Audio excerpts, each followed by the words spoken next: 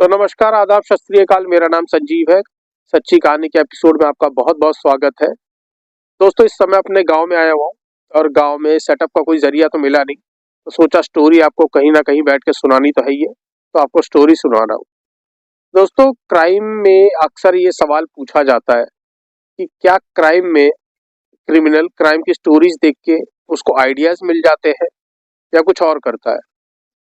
तो दोस्तों, हम क्राइम की स्टोरी इसलिए सुनाते हैं ताकि आप लोग सतर्क हो जाएं और हाँ, कहीं ना कहीं क्रिमिनल्स को भी कुछ ना कुछ आइडियाज मिल ही जाते हैं जो कहीं ना कहीं घटनाओं को अंजाम दे ही देते हैं। तो दोस्तों, पुलिस एक हथियार तस्कर को गिरफ्तार करती है। उस तस्कर के थ्रू उसके डीलर तक पहुंचती है, उस डीलर को गिरफ्तार करती है और उस डीलर से पूछताछ करती है कि आज तक आपने किस किस लोगों को हथियार सप्लाई करे। तो इसी कड़ी में वो तस्कर बताता है, यानी वो डीलर बताता है कि मैंने इन लोगों को हथियार सप्लाई करे, उन लोगों को करे। इसी में एक नाम वो और लेता है और वो नाम वो लेता है राहुल का। वो कहता है राज शरण, जो कि उदयपुर में एक जगह है राज शरण, वहाँ वो रहता है और वहाँ के एक मंदिर में पंडित है। मैंने उसको 5 साल पहले एक हथियार दिया था, यानी कि एक पिस्तौल दी थी। तो पुलिस उस राहुल की तलाश में लग जाती है, उस मंदिर में जाती है, उस मंदिर में पूछताछ करती है। बोलते हैं वो तो यहाँ से अब पूजा पाठ छोड़ के जा चुका है। पुलिस अपने मुखबिर उसके पीछे लगाती है। मुखबिर के थ्रू पता लगता है कि अब तो वो बहुत बड़ा डीलर बन चुका है चाय की पत्ती का। मुखबिर के थ्रू पुलिस उसको पकड़ती है और सीधे थाने लेकर आती है। अब दोस्तों, राहुल को जब थाने लाया जाता है तो राहुल से पूछताछ की जाती है कि आपने ये हथियार क्यों लिया। तो राहुल बताता है ये हथियार मैंने 5 साल पहले इसी डीलर से लिया था। ये हथियार मैंने क्यों लिया ये तो मुझे भी नहीं पता, मैं तो मंदिर का एक छोटा सा पुजारी था, लेकिन बस ले लिया और रख दिया और रख के भूल गया। और ये बात राहुल बिल्कुल सच कह रहा था, क्योंकि पुलिस के कहने के बाद उसने वो हथियार भी पुलिस को वापस कर दिया, पुलिस को दिखा दिया ये हथियार ये रहा। अब ये बात चली रही थी कि पुलिस में जो कांस्टेबल होता है, कांस्टेबल कहता है सर मैं इस राहुल को जानता हूँ। तो सीनियर कहता है कि भैया कैसे जानते हो? तो कांस्टेबल कहता है सर एक्चुअली ऐसा है कि 4-5 साल पहले ये अ, एक औरत आई थी थाने में हमारे, और थाने में वो एक्चुअली हमारे थाने में आई थी और उसका तलाक होने वाला था उस लड़की का, और वो इसके साथ लिविंग रिलेशन में रहती थी। इसके साथ ये मारपिटाई वगैरह करता था। तो इस सिलसिले में उसने थाने में रिपोर्ट लिखाई थी, पर क्या हुआ था उस समय जब थाने में रिपोर्ट लिखवाई गई, इसको हमने बुलाया और बुलाने के बाद हमने इसको वार्निंग वगैरह देके छोड़ दिया और उसके बाद ये चला गया। लेकिन खास बात ये है कि 5 साल पहले या 4-5 साल पहले जिस भी लड़की के साथ लिव इन रिलेशन में रह रहा था, आज तक इसकी उस गर्लफ्रेंड को देखा नहीं गया इसके साथ। तो कोई ना कोई मुझे तो डाउट है और मैं इसको जानता हूँ। तो अब पुलिस ने राहुल से पूछताछ शुरू करी। उसने बोला कि भैया 4-5 साल पहले जो गर्लफ्रेंड आपके साथ रहा करती थी वो कहाँ है? तो इसमें राहुल ने कहा कि सर देखो हम लिविंग रिलेशन में रहते थे, शादी वादी तो हमारी हुई नहीं थी। उसने उससे मेरी लड़ाई झगड़ा होता रहता था, तो एक दिन वो तंग आ गई और उसने मुझे छोड़ दिया और वो कहीं जयपुर वगैरह चली गई। अब मुझे नहीं पता वो कहाँ है। तो पुलिस को थोड़ा डाउट हुआ। तो पुलिस ने क्या किया कि जहां पर उस लड़की ने 4-5 साल पहले जिस थाने में रिपोर्ट करी थी, वहां की रिपोर्ट निकाली। वहां पर लड़की की एक बहन का नंबर भी वहां पर दिया गया था। तो उसकी बहन से संपर्क किया, बोला कि आपकी बहन कहाँ पर है, जो राहुल के साथ रहती थी। तो उसकी बहन ने बताया कि हमें तो राहुल ने ऐसा कह रखा है कि हमारी जिंदगी के बीच में आप सब मत आया करो, आप सबकी वजह से हमारी जिंदगी में झगड़े लड़ाइयाँ होती हैं, तो आप हमारी लाइफ से दूर रहा करो, हम कहीं ना कहीं खुश रह लेंगे और हम खुश रह रहे हैं, तो आप हमें संपर्क मत किया करो।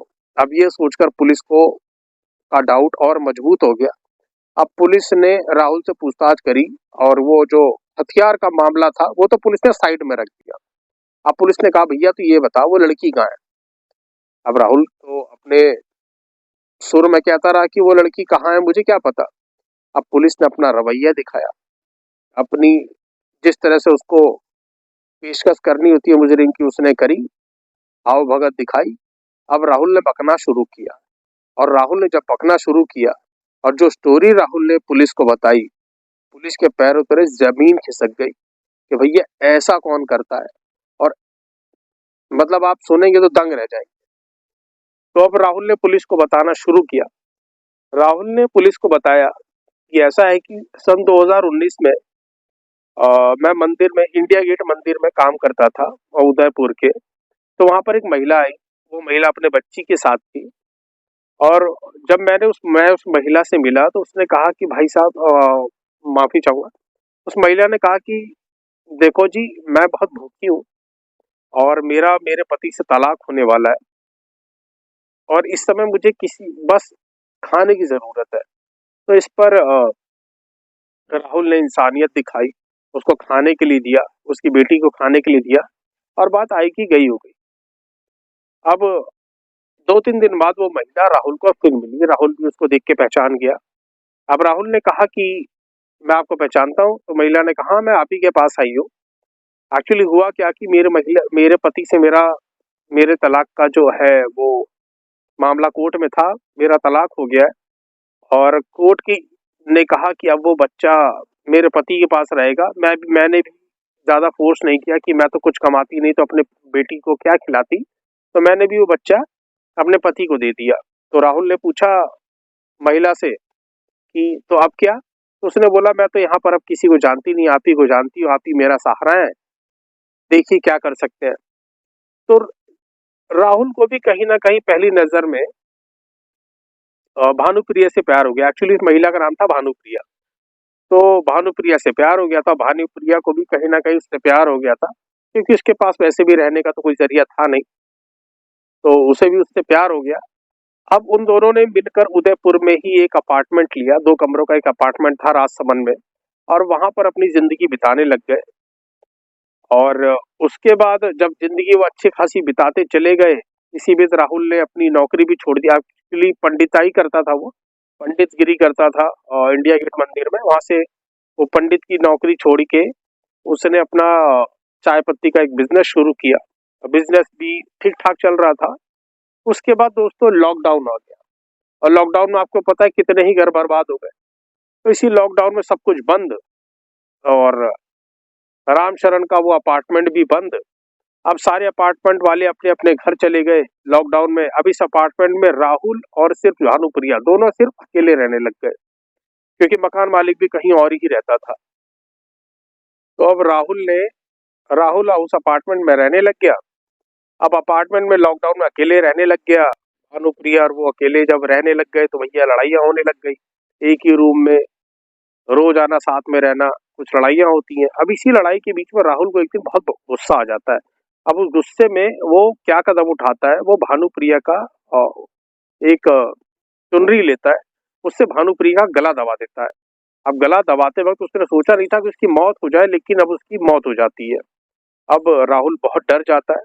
अब बहुत डरने के बाद सोचता है कि यार ये मैंने गलती में क्या कर दिया, ये मैंने कर क्या दिया। अब भानुप्रिया की तो मौत हो चुकी थी। अब उसने सोचा इस लाश को अब मैं ठिकाने कहाँ लगाऊं। अब ठिकाने लगाने के लिए तो कोई जगह थी नहीं, लॉकडाउन था, सब कुछ बंद, बाहर पुलिस। तो इसी बीच उसने क्या किया कि वो क्राइम पेट्रोल का शो बहुत देखता था। अपने मोबाइल के फोन में वो डाउनलोड करके रखता था क्राइम पेट्रोल के शो। तो उसने क्राइम पेट्रोल का एक एपिसोड देखा, एपिसोड नंबर 774। आप 774 नंबर एपिसोड क्राइम पेट्रोल का देखेंगे तो आप पहचान जाएंगे। उसमें ऐसा था कि ड्रम में एक लाश को बंद करने का एक ये सीन था। अब उसको वहां से एक आइडिया मिला कि भैया ये आइडिया बहुत कमाल का है, ऐसे अगर मैं करूंगा तो भानुप्रिया की लाश को ठिकाने लगा दूंगा और किसी को पता भी नहीं लगेगा। तो उसने क्या किया, अपने घर में एक ड्रम देखा, उस ड्रम में कूड़ा कबाड़ा बर्तन रखे थे, उस ड्रम को साफ किया। अब जब उस ड्रम को साफ किया उसके बाद भानुप्रिया की लाश को उसमें उसने भर दिया। अब भरने के बाद नीचे गया, कहीं से 1-1.5 किलो सीमेंट का उसने जुगाड़ किया, वहां से सीमेंट लेके आया। अब सीमेंट की एक लेयर, सीमेंट से पहले उसने चारों तरफ उस ड्रम को पॉलिश किया, यानी उस पर पुताई वगैरह करी। उसके बाद एक लेयर उसने सीमेंट की रखी, फिर भानुप्रिया की लाश रखी, फिर ऊपर से पानी डाला, फिर सीमेंट डाला और ढक्कन बंद कर दिया और सीमेंट से पुताई कर दी। अब वो एकदम सील पैक हो गया डब्बा, यानी जो ड्रम था सील पैक हो गया। अब उसमें लाश की बदबू आने का भी कोई सवाल था नहीं। उसने ड्रम को बंद करा और अपने साइड में कमरे के बगल में रख दिया और वहीं रहने लग गया। अब यकीन नहीं मानेंगे, वहीं रहने लग गया और वहीं अपनी जिंदगी बिताने लग गया। करते करते 2020 की ये घटना है और 2022 आ चुका था, 2022 का मई आ चुका था। वो ड्रम उसी कमरे में पड़ा रहा और एक दिन वो अपने गांव चला गया। अब जैसे ही वो अपने गांव गया, गांव जाने के बाद कुछ दिन बाद मकान मालिक भी उसके घर में आया। तो मकान मालिक ने देखा कि भैया ये अपार्टमेंट में कहीं ना कहीं से कोई बदबू आ रही है। एक्चुअली हुआ क्या था, जब राहुल वहां से गया था, 1.5 साल हो चुके थे, तो उसने एक गलती कर दी थी। उसने जो ड्रम का जो नीचे का हिस्सा होता है वहां पर उसने कोई पुताई प्लस्तर करा नहीं था, तो वो ड्रम कहीं ना कहीं रिस गया, उसमें छेद हो गया, सड़ गया। तो वहां से लाश की जो रिसन होती है वो बाहर आने लग गई। तो मकान मालिक को इसकी महक आई और मकान मालिक ने देखा कि ये महक तो भैया राहुल के कमरे से आ रही है। तो उसने राहुल को फोन किया और राहुल को बताया कि भैया तुम्हारे कमरे से कोई चूहा हुआ मर गया भैया, ये बहुत बदबू आ रही है, आप जल्दी से आके इसको ठीक करो वरना तो गड़बड़ हो जाएगी। अब राहुल को तो पता था ये बदबू किस चीज की है। राहुल डरा और डरा हुआ आदमी क्या नहीं करता, वो वहां से भागकर अपने गांव से वापिस आया। अपने कमरे को खोला, ड्रम में देखा कि लाश रिस रही है, कहीं ना कहीं से थोड़ा थोड़ा उसका जो रिसाव है बाहर आ रहा है, उसी से बदबू उत्पन्न हो रही है। तो उसने किसी तरह कुछ जुगाड़ कराया, टेप शेप लगाया, पर बदबू गई नहीं।